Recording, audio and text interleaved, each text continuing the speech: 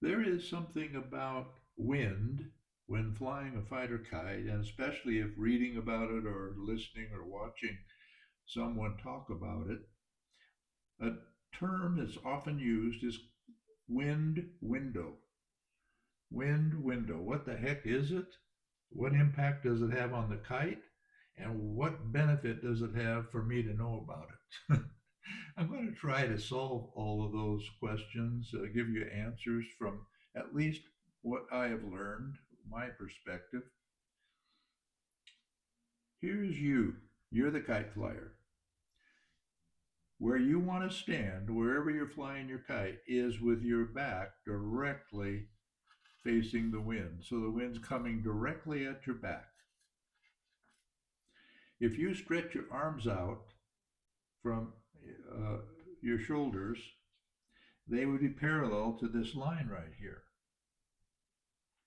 And they would be perpendicular to the wind. This is your flying reel. You're flying a North American fighter kite and you've attached your line to the kite. If you release the kite and allow the wind to push it, where will the kite go? It'll go directly downwind. Why? The kite is perpendicular, the sail of the kite is perpendicular to the wind at that point. It has the maximum amount of wind pressure that it will ever generate when it's going in this direction. Now, if you were to stop the flow of flying line, you allow the wind to push the kite away from you. But if you grip the line and stop it, that will be the maximum amount of tension or pull or pressure, however you want to describe it, that the kite will produce with this wind, with you doing nothing to the flying line except holding it. So let's say that the kite is here and you want the kite to go in this direction. Well, when you start the kite, you get the kite nose pointed this direction, and the kite will begin to go in that direction if you hold the line or if you begin to retrieve line to increase the wind pressure. But something weird happens. The kite really isn't going in this direction. It's going in this direction. Yes, that's right. It isn't always perpendicular to the wind.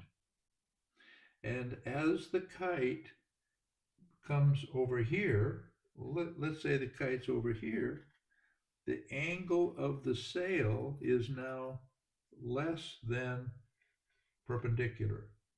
And the more it goes in that direction, the less wind pressure is on the sail because the wind hasn't changed. It's still going in this direction. So the wind glances off of the sail more rather than pushing against it as it did here. So you will get a signal from the kite line.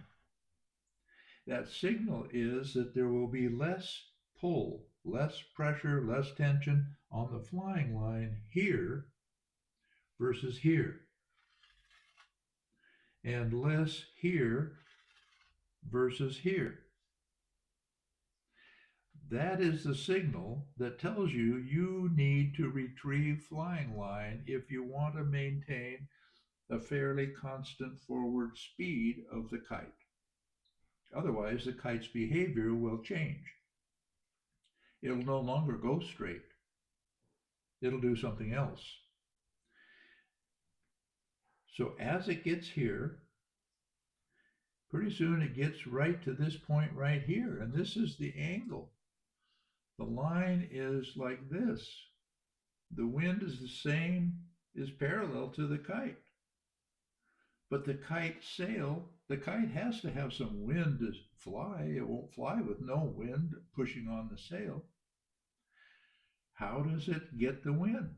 It gets it from you, the flyer. Retrieving flying line brings the kite closer to you, yes, but it keeps the nose of the kite pointed in that direction as the kite moves beyond the edge of the wind window, which is what this is called right here. Now, some kites will allow you to retrieve line and keep control of the kite because the retrieval of the line provides enough pressure, wind pressure against the sail, even though the kite's sail is parallel to the wind, it generates that wind pressure from you manipulating the flying line. You're retrieving it, you're pulling it in quickly. If you don't do that, you have no control of the kite. Wind pressure against the sail is what allows you to control the kite. If you don't have any tension in the line between you and the kite, there is no way for you to in any way manipulate that kite. If you don't believe it, just let go of your line. The kite will just do what it wants to do. Now, this wind window is duplicated on this side as well, of course. But not only that, it also is above you. This is a three-dimensional hemisphere that we're talking about. When the kite gets above your head, right here, there is no wind pressure on the kite sail. It's just like being over here. It's at the edge of the wind window, but it's directly overhead. So anytime the kite is not directly downwind at about, and parallel to the ground, maybe 5, 6 feet above the ground or higher, the pressure on the sail will be less than it is right here. So as the kite moves, I don't care if it's moving upward or if it's moving to the right or to the left, the pressure on the sail changes every time the kite changes its location.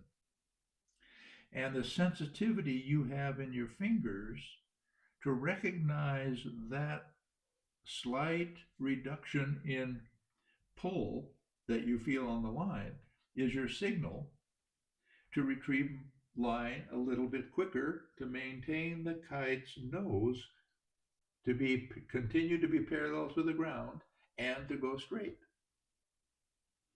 And if you don't do that, the kite behavior will change.